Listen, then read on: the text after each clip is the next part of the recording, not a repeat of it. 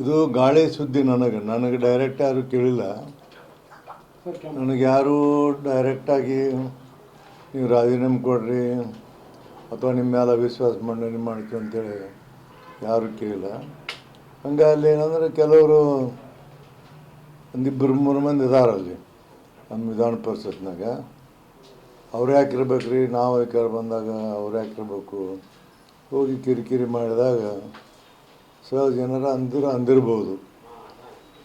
But officially ಆಗಲಿ ನಮಗೆ ಇವತ್ತಿನವರೆಗೂ ಯಾರೂ ನನಗೇನು ಹೇಳಿಲ್ಲ ನೀವು ರಾಜೀನಾಮೆ ಕೊಡ್ರಿ ಅಥವಾ ನೀವು ನಿಮ್ಮ ಮೇಲೆ ವಿಶ್ವಾಸ ಮಂಡನೆ ಮಾಡ್ತೀವಿ ಅಂತ ನಮಗೇನು ಯಾರು ಹೇಳಿಲ್ಲ. ಸಿ ಎಮ್ ಖುದ್ದಾಗಿ ತಮಗೆ ಫೋನ್ ಮಾಡಿದ್ರಂದ್ರೆ ನಾನು ಹಾಸ್ಪಿಟಲಾಗಿದ್ದೆ. ಯಾರೋ ಸುದ್ದಿಯರಂತ ಆರೋಗ್ಯವನ್ನು ವಿಚಾರಣೆ ಮಾಡಿದ ಹೊರತಾಗಿ ಅವರು ರಾಜಕೀಯ ಬಗ್ಗೆ ಮಾತಾಡಿಲ್ಲ ಅಂತ. ನನಗೇನು ಅವರು ರಾಜೀನಾಮೆ ಬಗ್ಗೆ ಅದು ಏನು ನನಗೆ ಹೇಳಿಲ್ಲ. ಅವರು ಹಾರಕಿ ಸುದ್ದಿ ಬಂದದ್ದು ಮುಖ್ಯಮಂತ್ರಿಗಳು ರಾಜೀನಾಮೆ ಕೇಳ್ಯಾರ ಅಂತೇಳಿ ಬಂತು. ಬಟ್ ನನಗಾದ್ರೆ ನೇರವಾಗಿ ಮಾತಾಡಿಲ್ಲ ಅವರು. ಮಳೆಗಾಲದ ಅಧಿವೇಶನ ಮುನ್ನವೇ ಹೊರಟ್ಟಿ ಅವರು ಸ್ಥಾನಕ್ಕೆ ರಾಜೀನಾಮೆ ಕೊಡ್ತಾರೆ.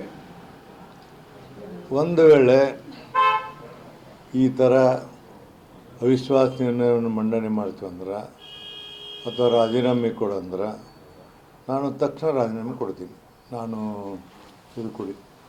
ಅದನ್ನು ಇಟ್ಕೊಳ್ಳೋದಿಲ್ಲ. ಯಾಕಂದ್ರೆ ಆ ರೀತಿ ನನಗೇನು ಬಂದಿಲ್ಲ. ಇಷ್ಟು ವರ್ಷದಿಂದ 46 ವರ್ಷದಿಂದ ರಾಜಕೀಯ ಮಾಡ್ತಿದ್ದೀನಿ. ನಾನು ಮಂತ್ರಿಯಾಗಿ ಕೆಲಸ ಮಾಡೀನಿ, ಸಭಾಪತಿಯಾಗಿ ಕೆಲಸ ಮಾಡೀನಿ. ನಾನು ನನ್ನಲ್ಲಿ ಎಲ್ಲಿ ಇವತ್ತಿನವರೆಗೆ ಯಾರು ನನಗೆ ಹೆಸರಿಡುವಂಥ ಕೆಲಸವನ್ನು ನಾನು ಮಾಡಿಲ್ಲ. ಕುರ್ಚಿ ಕಂಡುಕೊಂಡ್ರೆ ಇಲ್ಲ, ಕುರ್ಚಿ ಅಂಟಕ್ಕೆ ಸಾಧ್ಯನೇ ಇಲ್ಲ. ಕುರ್ಚಿ ಗಂಟುಗಳತ್ತ ಈಗ ಇದು ಪ್ರಶ್ನೆ ಏನು ಬಂದಿದೆ ಅಂದ್ರೆ ಭಾಳ ಮಂದಿ ನನಗೆ ದಯಮಾಡಿ ಸರ್ ಇನ್ನೊಂದು ದಿವಸ 15 ಸಲ ಇರಿ ನೀವು ಅಂತೇಳಿ ಪಕ್ಷಾತೀತವಾಗಿ ಒತ್ತಡ ಮಾಡ್ತಾರೆ. ಮತ್ತು ಇದು ನಿಮಗೊಂದು ಇತಿಹಾಸ ಹೇಳ್ತೀನಿ. ನಾನು ಇದನ್ನು 1956ನೇ ಇಸ್ವಿಯಾಗ ಟಿ ಸುಬ್ರಹ್ಮಣ್ಯನ ಹಿಡ್ಕೊಂಡು T Subramanya, Venkatappa, Hallikeri, K Shetty, R B Naik, Basavarajeshwari ಇವರೆಲ್ಲರೂ ಏನಂದ್ರೆ ಅಲ್ಲಿಂದ ಹಿಡಿದು ಇಲ್ಲಿವರೆಗೆ ಎಲ್ಲರೂ ತಮ್ಮ ಪೀರಿಯಡನ್ನು ಮುಗಿಸ್ಯಾರ. ಯಾರು ಈಗ ಸರ್ಕಾರ ಬೇರೆ ಬಂದರೆ ಸಭಾಪತಿನ ತೆಗೆದಿಲ್ಲ. ಹಂಗಾಯ್ತು. ಈಗ ಏನಂದ್ರೆ ನೋಡಿ, ರಾಮಕೃಷ್ಣ ಹೆಗಡೆ ಅವರು ಬಂದರು, ಆವಾಗ ರೆಹಮಾನ್ ಖಾನ್ ಇದ್ದ, ಕಾಂಗ್ರೆಸ್ ಇದ್ದ, ಇವರಿದ್ದರು. ಆಮೇಲೆ ರಾಮರಾವ್ ಪೋತಾರ್ ಬಂದು ಕಾಂಗ್ರೆಸ್ ಇದ್ದ, ಆವಾಗ ಕಾಂಗ್ರೆಸ್ ಇದ್ದ ಮೊದಲ. ಮಂಜುನಾಥ್ ಇದ್ದ, ಜನತಾದಳ ಇದ್ದ. ಆಮೇಲೆ ಕನ್ಮಣ್ಕರ್ ಅವರು 8 ವರ್ಷ ಇದ್ದರು. ಎಲ್ಲ ಪಕ್ಷದವ್ರು ಬಂದವರು. JDS ಬಂತು, ಅದಕ್ಕೆ ಕಾಂಗ್ರೆಸ್ ಅಧಿಕಾರಕ್ಕೆ ಬಂತು, ಬಹುಮತ ಆಯಿತು. ಇನ್ನು ನಮ್ಮದೇನೈತಿ ಜುಲೈ 2028, ಜುಲೈ 4th 2028 ಮಟ್ಟ ಆಯ್ತು ನಮ್ಮದು. ಈಗ ಸುದರ್ಶನ್ ಕಾಂಗ್ರೆಸ್ ಇದ್ದರು, ಎಲ್ಲ ಇದ್ದರು. ಇಂಥವ್ರಾಗ ಯಾವುದು ಬದಲಾವಣೆ ಆಗಿಲ್ಲ. ಆ 7 ಮಂದಿ ಇರ್ತಲ್ಲ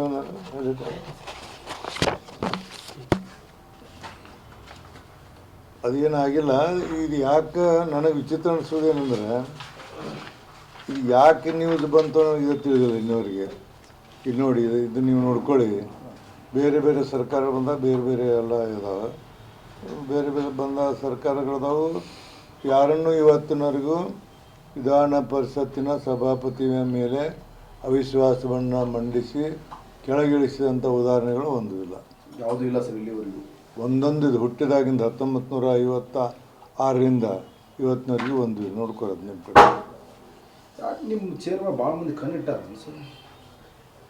ನನಗೆ ಗೊತ್ತಿದೆ. ಈಗ ಯಾರು ಆಗಾಗ ಹಿಂದೆ ಮುಂದೆ ನೋಡ್ತಿದ್ರು, ಈಗೆಲ್ಲರೂ ಯಾಕಂಡು ಇಟ್ಟರು ಗೊತ್ತಿಲ್ಲ. ಅದ್ರ ಮೇಲೆ ಭಾಳ ಮಂದಿ ಸಭಾಪತಿ ಆಗಕ್ಕೆ ಹಿಂದೆ ಮುಂದೆ ಮಂತ್ರಿ ಆಗತ್ತಿದ್ರು, ಸಭಾಪತಿ ಆಗಕ್ಕೆ ಹಿಂದೆ ಮುಂದೆ ನೋಡ್ತಿದ್ರು. ಬಟ್ ಈಗ ಯಾಕೋ ಅದು ಅಟ್ರ್ಯಾಕ್ಷನ್ ಭಾಳ ಆಗಿದೆ ಕಾಣ್ತದೆ ಎಲ್ಲರಿಗೂ. ಅದಕ್ಕೆ ಕಣ್ಣಿಟ್ಟಿರ್ಬೋದು.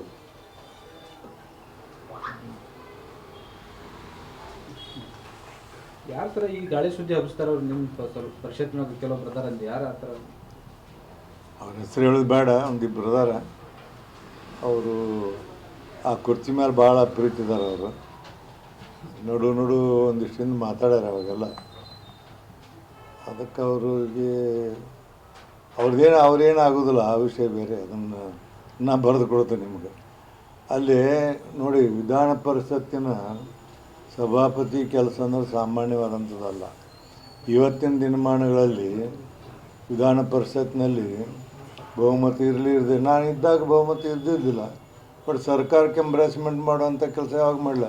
ಅಲ್ಲಿ ಕುಂತಂಥವ್ರು ನಾನು ನೋಡೋದು, ಸಭಾಪತಿ ಆದ ನಂತರ ಇಮ್ಮಿಡಿಯೇಟ್ಲಿ ನಾನು ಅಲ್ಲೇ ಅನೌನ್ಸ್ ಮಾಡಿ, ನಾನು ಏನಂದ್ರೆ ಪ್ರಾಥಮಿಕ ಸದಸ್ಯ ಪಕ್ಷಕ್ಕೆ ರಾಜೀನಾಮೆ ಕೊಡೋದನ್ನು ಕೊಟ್ಟು ಅಲ್ಲೇ ಲೆಟರ್ ಕೊಟ್ಟು ಸಭಾಪತಿ ಆಗಿರುವವರೆಗೆ ನಾನು ಪಕ್ಷಾತೀತ ನಾನು ರಾಜೀನಾಮೆ ಕೊಟ್ಟು ಅವತ್ತು ಸಭಾಪತಿ ಚೇರ್ ಇರುವವರೆಗೆ ಪಕ್ಷಾತೀತವಾಗಿ ಇರ್ತಂತೇಳಿ ರಾಜೀನಾಮೆ ಕೊಟ್ಟು ಅವತ್ತು ಅನೌನ್ಸ್ ಮಾಡಿದೆ. ಈಗ ಮುಖ್ಯಮಂತ್ರಿಗಳಿಗೆ ಏನು ಭೇಟಿಯಾಗಿ ಬರ್ತೀವಿ ಸರ್ ಈ ಸಂಪುಟ ಏನಾದರೂ? ನಾನು ನಿಮಗೆ ಆನೆಸ್ಟಾಗಿ ಹೇಳ್ಬಿಡ್ಲಿ, ನಾನು ಅವರಿಗೆ ಇವ್ರಿಗೆ ಭೇಟಿ ಆಗೋದು ಇದೆಲ್ಲ. ಒಂದ್ಸರಿ ಮುಖ್ಯಮಂತ್ರಿ ನನಗೆ ಈ ಇವರೇನು MLCಗಳು ಆರಿಸಿ ಬಂದ್ರಲ್ಲ 7 ಮಂದಿ, ಆವಾಗ ಓತ್ ಕೊಡುವಾಗ ಅವತ್ತು ಸಿಕ್ಕಿದ್ರು ಅವರು. ಅವತ್ತು ನನಗೆ ಅಂದರು ಅವರು, ಏನು ಮುಖ್ಯಮಂತ್ರಿಗಳು ನಮ್ಮಲ್ಲಿ ಒಂದು 8 ಮಂದಿ ಕಿರಿಕಿರಿ ಮಾಡಾಕತ್ತಾರೆ ನಿಮ್ಮ ಸಲುವಾಗಿ ಅಂದರು. ಹೌದೇನ್ರಿ ಅಂದೆ. ಮಾತಾಡೋಣ ಆಮೇಲೆ ಅಂದರು. ಆಯ್ತು ಅಂದೆ. ಇಷ್ಟ ಒತ್ತಡ ಆಯ್ತು ಸರ್ ಅವ್ರ ಮೇಲೂ.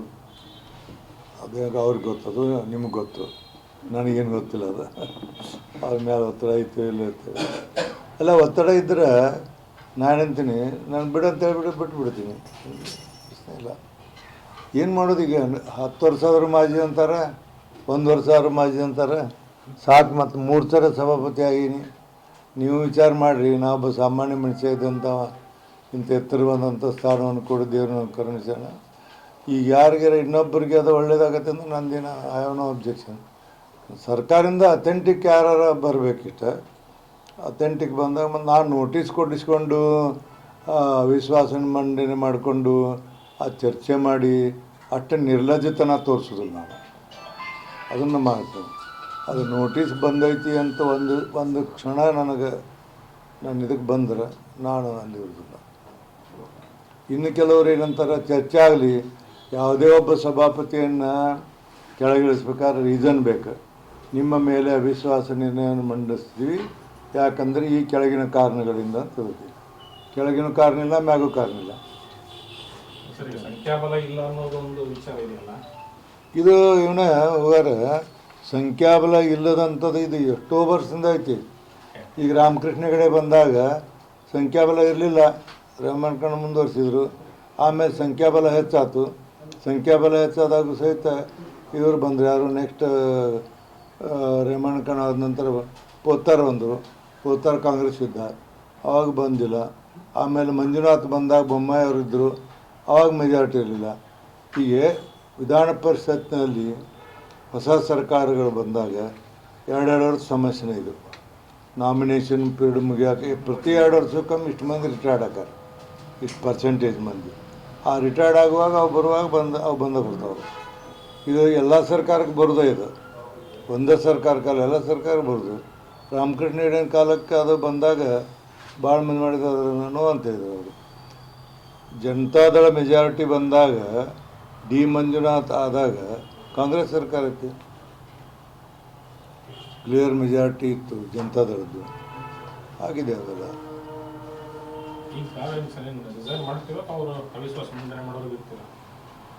ನಾ ಹೇಳಿದ್ನ ನಿಮಗೆ, ಅವಿಶ್ವಾಸ ಮಂಡನೆಯನ್ನು ಮಾಡುವಂಥದ್ದು ಬರಲಿ ಅಥವಾ ಸರ್ಕಾರದಿಂದ ಯಾರದೇ ಒಂದು ನನಗೊಂದು ಮೆಸೇಜ್ ಬರಲಿ, ನಾ ಅಲ್ಲಿ ಮುಂದುವರಿಯೋದಿಲ್ಲ. ಅಷ್ಟಕ್ಕೆ ಇದ್ರು ನಮ್ಮವರು ಕೆಲವರು ಕಿರಿಕಿರಿ ಮಾಡ್ತಾರೆ ನಿಮ್ಮ ಸಲುವಾಗಿ ಅಂದರು. ಹೌದೇನ್ರಿ ಅಂದೆ. ಮಾತಾಡೋಣಂತೆ. ಆಮೇಲೆ ನಾ ಬಂದ ಕೂಡಲೇ ಇಲ್ಲ, ಹಾಸ್ಪಿಟ್ಲಿಗೆ ಅಡ್ಮಿಟ್ ಆಗಿ ನಿನ್ನೆ ಹೊರಗೆ ಬಂದೀನಿ. ನೋಡ್ಬೇಕು ಅದು. ಅಧಿವೇಶನ ಎಲ್ಲಿ ಸರ್? ಬೆಂಗಳೂರು ಅಥವಾ ಬೆಳಗಾವಿ? ಬೆಂಗಳೂರು. ಬೆಳಗಾವಿಯಲ್ಲಿ ಮಾಡಬೇಕು ಇಂದ ಇವರಿದ್ದಾಗ ನಾವು ಹೇಳಿದ್ನಿ ಬೆಳಗಾವಿನ ಮಾಡೋಣ ಅಂತೇಳಿ ಒಪ್ಕೊಂಡಿದ್ರು ಸಿದ್ದರಾಮಯ್ಯ ಅವರು. ಇವರು ಬೆಂಗಳೂರು ಅಂತೇಳಿ ಬಂತು ನೀವು